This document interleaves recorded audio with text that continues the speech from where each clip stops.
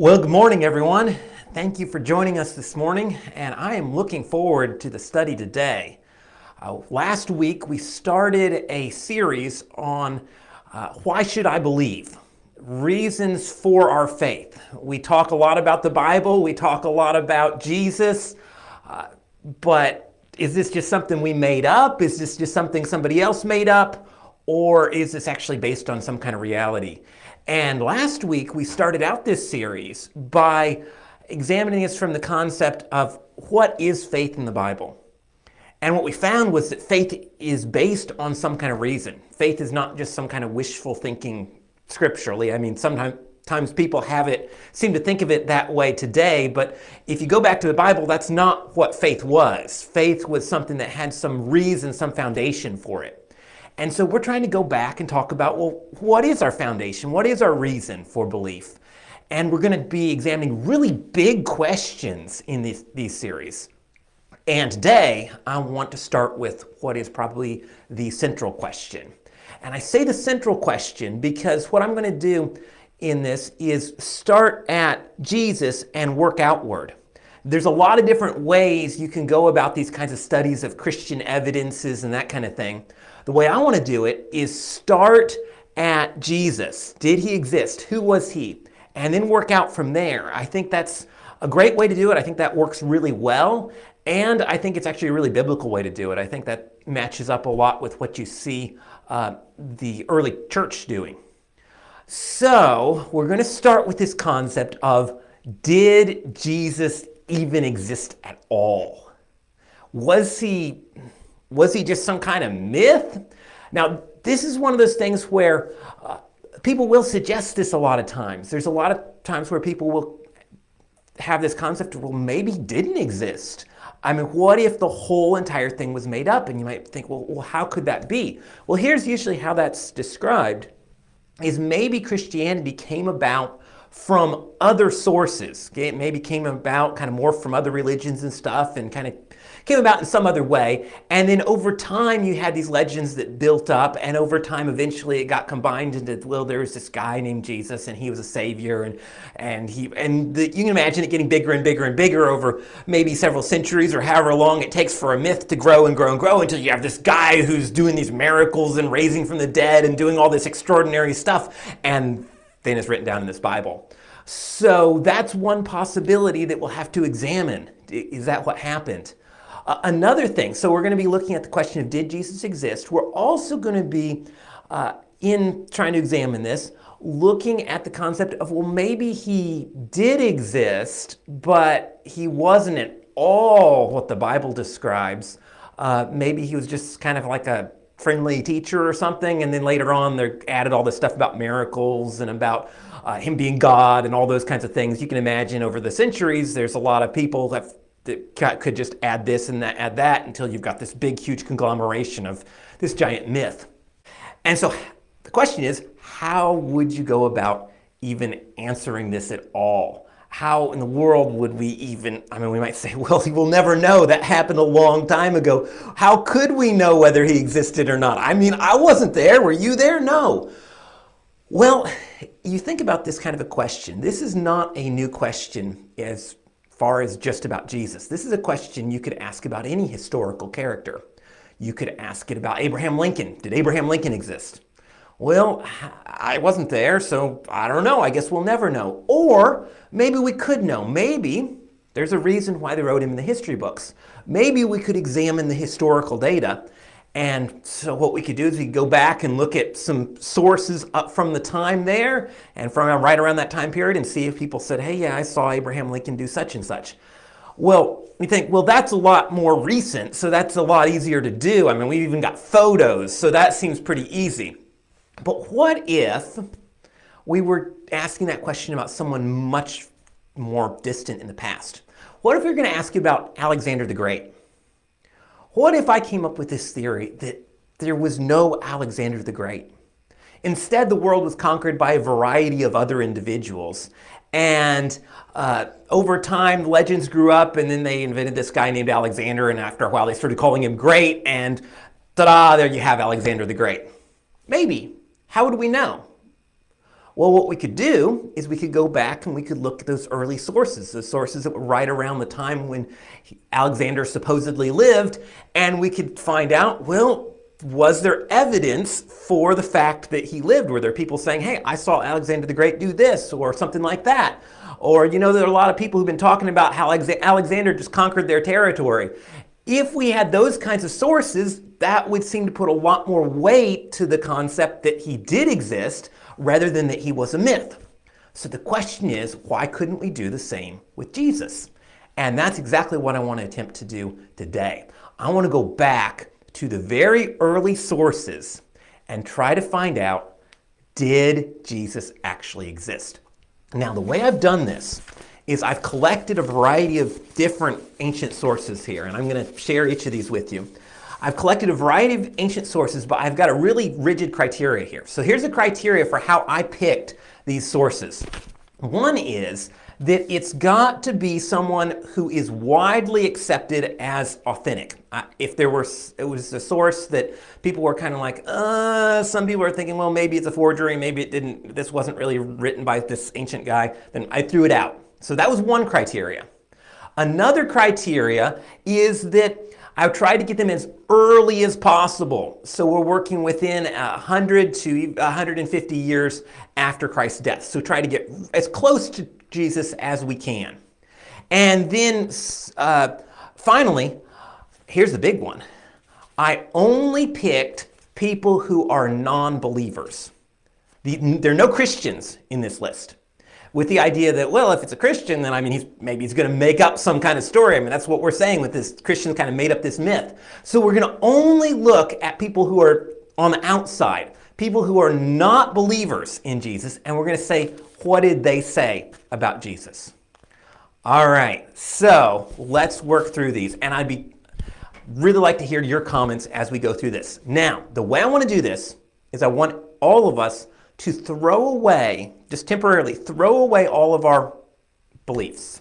Just pretend that you're not a believer or you're not an unbeliever. You are a historian. Just think of this as being a historian. Let's dig into these ancient documents and just try to make just a decision based on the documents. What would you conclude about the existence of Jesus? And I think that's a great way to just kind of try to look at this objectively and try to find truth. All right, and then as we go through this, if you have any comments, go ahead and send them over. All right, we will start with Tacitus. Tacitus is he's a Roman. He was a Roman historian. He was also a Roman politician. And he wrote, the writing that we're going to be reading, he wrote between 110 and 120. By the way, all of these things are widely available. None of these are kind of secret, hidden things that we dug up that nobody knows about. All these are widely available on the internet or in various books you can buy. All of these are things you can go ahead and research a whole lot more. So we're going to start with this guy named Tacitus, who's writing between 110 and 120. Just to give us a concept of dates, Jesus died around 30 AD. That's the date we're working with. That's what scholars who believe that if they believe he's a real person, that's where they're going to put him, he's dying right around 30 AD. So we're talking about, 70, 80, 90 years afterwards this is written. Okay, let's see what Tacitus has to tell us.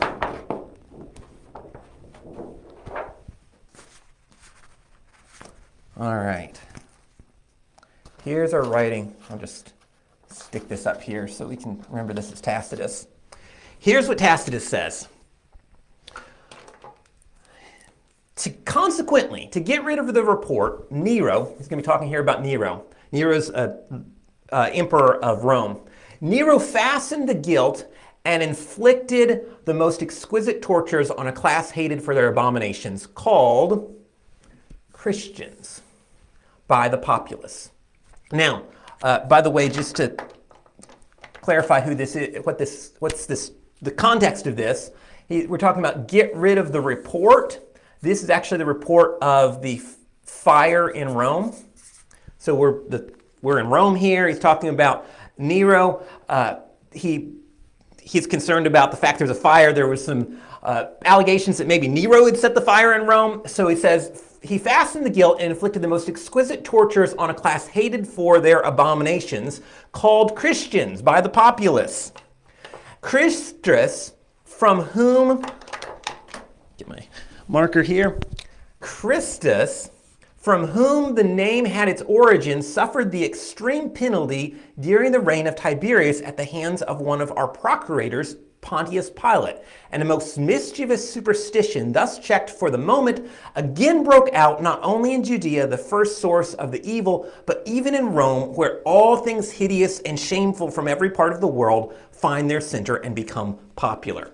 This is a really interesting quotation. So let's start by asking, is this guy a Christian? Well, he doesn't seem to be. In fact, what's his concept of Christianity? He's very negative about it. Look at the kinds of things he says about it. He mentions that he says a most mischievous superstition is the way he refers to it. And then he says, the first source of the evil. And he says where all things hideous and shameful. He says Rome is where everything awful comes. I mean, if you want to find some horrible things, go to Rome. You'll find things like Christianity. All things hideous and shameful from every part of the world find their center and become popular. That's where Rome is, where all the awful things become popular. All right, so he doesn't seem to be at all happy about Christianity. And here's the way he records it. Okay, so let's start with Jesus. What do we learn about Jesus here? So let's see. He says that Nero is punishing the Christians and then he says Christus, from whom the name had its origin. All right, so one of the things we learn is that according to Tacitus, he believes that Christianity got its name from this guy named Christus. Now, we might say, what, Christus? I thought it was Christ. Well, he's spelling it differently, which is not all that unusual, that in this time period you would have a lot of variance in spelling. In fact, there was some variance even among Christians of how they spelled Christ. So this is not entirely unusual. So we're saying Christians came from this guy named Christus. And then he tells us some interesting things. This Christus suffered the extreme penalty. He doesn't say what it is, but it's some extreme penalty, the extreme penalty, during the reign of Tiberius. So he gives us a time frame. At the hands of our procurator, Pontius Pilate. Now that's a lot of information. Tacitus definitely believes this guy Christus was a real person. In fact, he gives us the time period of this person. He says that this guy lived during the reign of Tiberius, which was, from other sources we can conclude, was he reigned from 14 to 37. So that gives us a period of when Christus was killed. And during the reign of Pontius Pilate, who actually that narrows it down quite a bit. Pontius ruled from 26 to 37. So we're getting this narrow window of here's when this happened. And then it says that this most mischievous superstition was thus checked, and then it spread later. All right, so what we can learn about Christianity from this source, I think is quite a bit. Well, what we can learn about Christ from it is that Tacitus believes that Christus was a real person, and that he was the originator of Christianity, and that he died this extreme death during the time period of Tiberius and at the hands of a guy named Pontius Pilate. Quite a bit. All right, so now let me turn this question over to you, and let me pull it up here. All right, what could you as a historian learn about Christians from this? So doing the same kind of thing I just did, why don't you look at this and tell me, don't think about being a believer or unbeliever, just as a historian, what would you conclude about Christianity from this quotation here? And I'll give you a minute to do that. All right, it looks like messages are starting to come in here. So, Anne says, Tacitus was born 56 AD, so not long after Jesus was. Well, that's neat. Yes, so he's right there with him. as being a contemporary source, and also says he said a class hated for their abominations called Christians. So one of the things we could conclude as historians is that these Christians are hated and they're doing something that's really abominable to people like Tacitus. Susan says they were hated. Yeah, so we're really seeing there's a real negative thing going on here. The Herds say Christians were threatening the peace and harmony of the culture. Interesting. So thinking about how this is, Christianity was some kind of movement that was really stirring things up a lot. Bobby Lee says Christus was guilty of practicing this. So thinking about Christus, this Christus character being the one who started all of this mischievous stuff. Roxanne says there was no earthly gain to associate or call yourself a Christian because the world hated them. Very interesting, yes. So whatever reason why people would follow this, this strange new religion, it wasn't because they became famous and well-loved. Good point. Denise says it began in Judea, the movement keeps persisting. All right, that's a really interesting one. Thinking about, he pinpoints where it started. This started in Judea, and then it spread to Rome. And in fact, he's given us some really nice markers of time periods. We have the point where it started with this death under Pontius Pilate, and then it spreads to the point that when this fire in Rome breaks out, apparently there are a lot of Christians in Rome, enough that you can blame them for starting this fire. Now, the fire actually happened in 64. So this is interesting to think about the dating here. If we put his death at around 30 and the fire at 64, then we've got 34 years for this movement to just explode to the point that it goes all the way from Judea all the way over to Rome and becomes such a large movement that people are saying, hey, here's where all the shameful, hideous things happen in Rome, like Christianity. All right, let's see. The Chamberlains say the general view of Christians in Christ during the 1st and 2nd century was that not only was Christ a common criminal, but also that Christians had caused clashes in Rome. Yeah, really interesting. So seeing all this turmoil that was caused by these people. All right, the Asteritas say Christians came from Christ and Christ suffered at the hands of Pontius Pilate. Yes, so they very much, Tacitus very much sees Christ as a real person who started this movement. Anne says they were disliked and wanted to do away with them for being different. Yes, so you really see this hatred of them. All right, let's move on. I think that's the comment, so let's go on to the next one.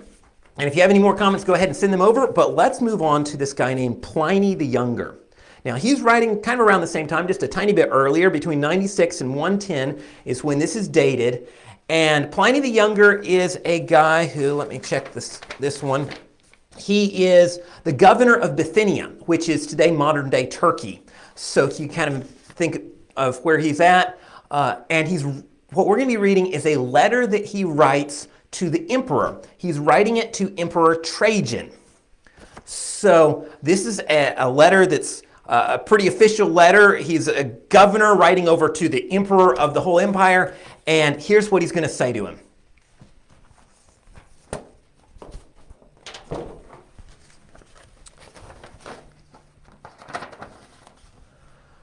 Pliny the Younger says, they asserted, however, the sum and substance of their fault or error had been that they were accustomed to meet at a fixed day before dawn and sing responsively a hymn to Christ. Now, they. Whose are they? They seems to be Christians, although he hasn't said that yet. All right. Sing responsively a hymn to Christ as to a God, and to bind themselves by oath not to some crime, but not to commit fraud, theft, or adultery, not falsify their trust, nor to refuse to return a trust when called upon to do so. When this was over, it was their custom to depart and to assemble again to partake of food, but ordinary and innocent food, Even this they affirmed they had ceased to do after my edict, by which, in accordance with your instructions, I had forbidden political associations. All right. Well, the first question would be, is this guy a Christian? And we would have to conclude, absolutely not. He's not favorable to them at all. In fact, how this continues, if we had some more lines on it, if I had more page, I'd show you more lines, but you can Google it and you can look it up. He continues to talk about how he tried to learn more by torturing a couple of the women who were Christians, but wasn't able to learn anything more of great interest. So he's obviously not favorable towards Christians. He's torturing them. And so here he's saying, he's writing to the emperor and saying, hey, here's my, here's kind of what I've learned about Christians. And if you continue to read his letter, he's basically asking him, hey, am I doing this right? Is this a good way to persecute Christians? What's interesting, and I don't have any of this included, but you can Google it all. We have the letter that comes back from the emperor. And the emperor tells him, yeah, that's pretty well what you should do, but here's some different things. And actually the emperor tells him, you don't need to actively pursue the Christians, but if people are brought forward as Christians, then yeah, then you should probably do something about it. But you don't need to be out there just actively trying to kill them all. Well, let me let you do the historical work here. So as historians, what could you learn about Jesus and Christianity from this? So let's do both of them. You can send answers on both of them. What do you learn about Jesus from this paragraph? What do we learn about the early Christians from this paragraph? You send your comments just thinking as historians. All right, it looks like the comments are starting to come in. So Bobby says, it looks like the early Christians were often persecuted. Absolutely. So that's one of the big things we get from this is, boy, were they hated. Roxanne says, they believed Jesus to be God. Their belief caused to avoid crimes, which must have been uncommon because it is noted. All right, so this is a huge one. What does this tell us about Jesus? Is it very early on, Jesus was regarded as God? That wasn't a myth that came some centuries later. I mean, here we are. Here's a guy writing in 96 to 110, and he's already saying Christians regard this guy Christ as though he's a god. Very early on. Glenn Hayes says they came together on a fixed day of the week. Where they were forbidden. Now that's interesting. All right, so let's start thinking about this. So where's our fixed day of the week? They meet on a fixed day. Even though they're being persecuted, they're still getting together to do this kinds of stuff. Anne says he was someone highly respected, believed in, and worshipped. Absolutely. That's really interesting. All right, the Chamberlains say, there was a common unifying practice on a specific day, and we notice the connection of the meal is what unified them. There are some Christians that look at the particular passage in light of the tradition of love feasts mentioned in Jude, a larger meal practice that included the Lord's Supper. That could be. I mean, that is a good question. Is this talking about the Lord's Supper when it talks about them partaking of food? Perhaps. That would make sense. Now, what's interesting is it's an innocent meal. I know, as though that had been something that had been charged, that maybe it's not. Maybe there's something really sinister about this meal. All right. Monica says, we might also infer that Jesus was no longer present on the earth if multiple groups of Christians were worshiping across the Roman Empire. All right, that is a good point. Yeah, so the Chamberlains mentioned that here you've got Christians across the empire worshiping him as God. It seems like he's not actually present there. Good point. Let's see. The Asteridas say they believe Christians were honest but very superstitious. All right, yes, so he's got a lot of positive things to say here, although he is still trying to kill them and torture them and everything. But he's saying, here's what I've noticed about it. They bind themselves by an oath, not to commit crimes, but not to commit fraud, not theft, not adultery, not to falsify their trust. And so here he's kind of saying, hey, look, this is kind of what I've learned about them. And you might say, well, that actually sounds pretty good. All right. Denise says they had fixed order of things. They did sang, ate, pledged themselves to something. They were not interested in breaking the law. It's really interesting. So you get this concept of a lot of order here. There's this organization of when they get together, they're going to come together, they're going to talk about how they're going to follow these specific rules. And yeah, I mean, you definitely see this organization and this desire to do the right thing. All right, so lots of good comments. So thank you all for sharing those. And let's go on to the next one. The next one, it takes us a bit further back. So with this one, we're going to go back to Josephus. And here we are written at 95. Josephus was born just a little after Jesus' death. And Josephus is a Jew. While these were Roman people, this guy is a Jew. He was writing, Josephus' writings are widely read and used by historians today. He was a Jewish historian who wrote a lot of very large books detailing the history of Israel, of the Israelite nation. And in that, he actually mentions a little bit about something about Jesus. So let's look at what he has to say here.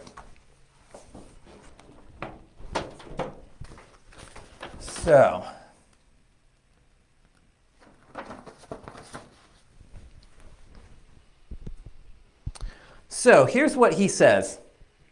Now this is him describing an event that took place, and we'll see what it was here. He says, Festus was now dead, and Albinus was but upon the road. So he assembled the Sanhedrin of judges and brought before them the brother of Jesus. This is interesting. He brought before them the brother of Jesus, who was called Christ, whose name was James. Okay, James, this brother is named James, and so we've got James here who's brought forward, and James has a brother named Jesus who's called Christ. All right, and he says, and some others, or some of his companions, and when he had formed an accusation against them as breakers of the law, he delivered them to be stoned. Wow. So here Josephus is recording to us the stoning of James. And this is not just any James. He says this is James, the brother of this guy named Jesus, who's called Christ. Now, from this text, we can't really conclude whether Josephus is a Christian or not, but from the rest of his writings, historians are pretty unanimous in saying he was definitely not a Christian. He was a Jew. He was following the Jewish law, and he kind of associated himself with some of the other Jewish sects and stuff, but he didn't really associate himself with Christianity. But here he mentions, hey, just while he's recording his history, he's saying, oh, at this time there was this guy who, this leader who decided to have this guy named James stoned. And just kind of identify who's this guy James? He said, oh yeah, James, he's the brother of that guy named Jesus who they called Christ. Wow, to me that's a lot of information there. What does that tell you? Now here, and you can send your comments. I don't have a question for this one, but you can send your comments if you have additional thoughts. But here's what to me, it says a lot. It says that Josephus sees Jesus as being a very real person. So real, in fact, that he's got a real brother who was alive during Josephus' own lifetime. And when Josephus is just recording the events that happened, he's like, hey, yeah, that guy named Jesus, he had this brother and they killed him.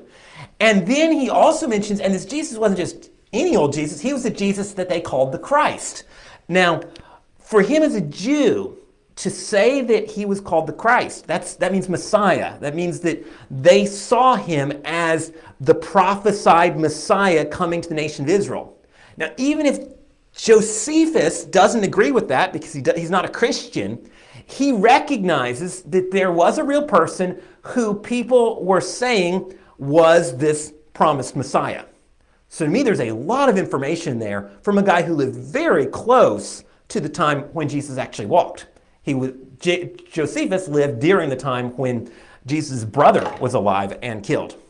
All right, so that's Josephus. Let's move on to this one. Origen and Celsus.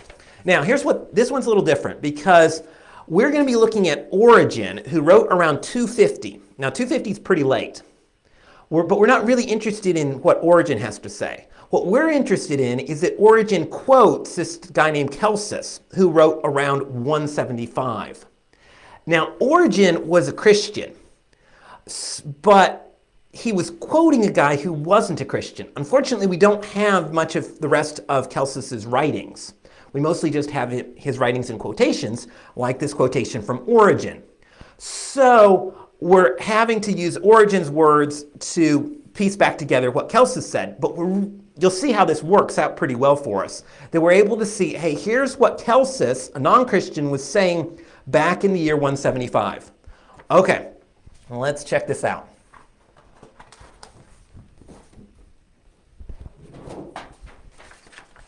So, here's Origen speaking. Origen says, and in the first place, he accuses him of having invented his birth. So let's see here. He is Celsus.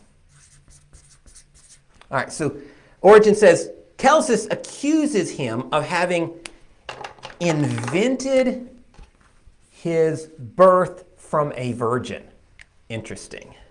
And upbraids him with being born in a certain Jewish village of a poor woman of the country who gained her subsistence by spinning, and who was turned out of doors by her husband, a carpenter by trade, because she was convicted of adultery, that after being driven away by her husband and wandering about for a time, she disgracefully gave birth to Jesus, an illegitimate child who, having hired himself out as a servant in Egypt on account of his poverty, and having there acquired some miraculous powers on which the Egyptians greatly pride themselves, returned to his own country, highly elated on account of them, and by means of these proclaimed himself a god. Wow, there's a lot of information there. Now, this is Origen saying that Celsus said all this. And then Origen proceeds to say how that's all wrong. I don't agree with that. He's just messed the whole thing up. And Origen's quoting all this so that he can try to argue against it. But we're not really interested in what Origen thinks. What we're really interested in, what did Celsus think? So here's Celsus, a non-believer. What is his concept of who Jesus was? And I want to turn this question over to all of you and do it this way. What details do you see in this that match up with how the Gospels record Jesus' life? So look at this paragraph here and try to pick out some things that are like, ooh, that's interesting. That does kind of correlate with what you read in the Bible. So I'll give you all a minute to look over that. All right, well, I'm going to start reading off a couple of these comments here. The Mitchells say Jesus wasn't Joseph's child. Yes, that's an interesting detail. So that even this guy seems to see that there's this claim that he was born of a virgin. He obviously doesn't believe that, and that's a pretty easy thing to explain. There's a lot of other explanations for how that came about, and this guy goes down that road. All right. The Westbrooks say father was a carpenter, was not born in their home. That's neat, yes. So let's highlight that here. That carpenter by trade, that goes right along with what we read about in the Gospels. Let's see what else we've got. Let's see. The Wilsons say Jesus is real with miraculous powers. Okay, so Jesus is real. It's interesting that this guy does not, although he's working so hard to say, hey, the Christians have it all messed up, he doesn't go to the point of saying, well, the whole thing was a myth. He doesn't say, well, Jesus never existed at all. Instead, he actually concedes a lot of the things they said. One of the things is this miraculous powers. Now, here he says he gets them from Egypt. He acquires them.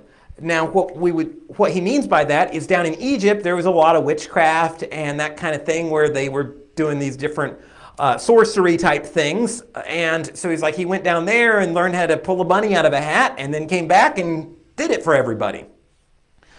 So that's really interesting that he feels the need to explain, well, where did the miracles come from? All right. The herds say adultery, Egypt, Jewish village, poor. All right. So a lot of things. The virgin birth, what he alleges is adultery there. Egypt, that matches up with the Gospels. And the Jewish village and being poor. All of those things. Absolutely. All right, the Chamberlains say, if we know well the biblical story, we can see the exact same events that we have always read as inspired and true events. Yet through this third-party account of origin, quoting Tacitus, we can see how the same events can be completely misconstrued and misrepresented through a different narrative. Absolutely. I mean, it's the same events, just kind of turned around a little bit. All right, and says, born in a Jewish village, lived in Egypt. Absolutely, so the locations match up very well. And the Asteroides say he and his family did flee to Egypt. Yes, so Egypt is such a key thing. The church will say Egyptians did do perceived miracles during the time of Moses. Joseph was afraid of the adultery charge. Absolutely, those match up so well. I mean, we know both from other sources and from the Bible that Egypt was a thing where people were like, oh, there's a lot of magic going on there. And then the adultery thing, even in the Gospels, we see that there's this whole concept of, well, maybe it was adultery. All right, and the Chamberlains say this also speaks highly to the accuracy of Scripture in another sense, because the attempt of Celsus to taint the image of Jesus ends up confirming the entire biblical story. We have a very limited account of how Mary was perceived due to being pregnant, but this explains further. Yes, great point. All right, so you put that all together. There's a lot of information here. The fact that he didn't go and just say, hey, the whole thing was just a myth. Instead, he goes through detail by detail and says, well, maybe it happened this way. Maybe it happens that way. And the fact that he has to deal with those details make it clear that those details were widely believed to be true, even among people who weren't Christ's followers at all. All right, so there's a lot there. All right, well, we are running short on time, so why don't I do this? Let's see how many I have left. I've got 3 more I really want to share with you, but I'm going to share them with you next week. Let's do that so that we can have some time to really dig into it. Thank you for the comments. So, trying to think through all this. What we've got so far is we have looked at, I believe we've looked at 5 so far. 5 different sources that are early on. I mean, they're not quite right during the time of Jesus, but they're early on that people knew the people who were there and all that kind of stuff. So early on, and we're seeing what did they think about Jesus? And what we can conclude from this kind of thing is, I believe, you put it all together and you don't see a bunch of people saying, well, you know, the whole thing was kind of made up and it kind of came from this source and that source, and then they invented this guy named Jesus who we've never heard of, but they say they have. That's not at all what you see.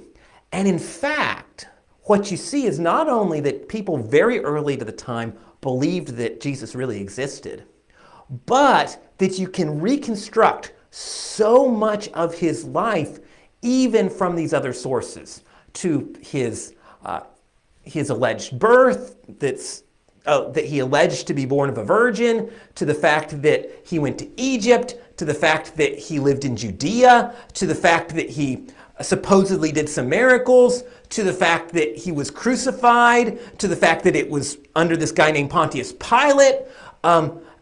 All of these things we can put together, to the fact that he was this great lawgiver who gave these rules that spread dramatically through the world. So many different things that without ever opening a Bible, just through opening the sources and looking at this from a historical background, we can see there seems to be a lot of evidence of all of these things. All right, well, thank you all so much for taking part in this study. And we're going to keep on going with it next week as we continue to look at these ancient sources and try to figure out what is the truth about this very important question.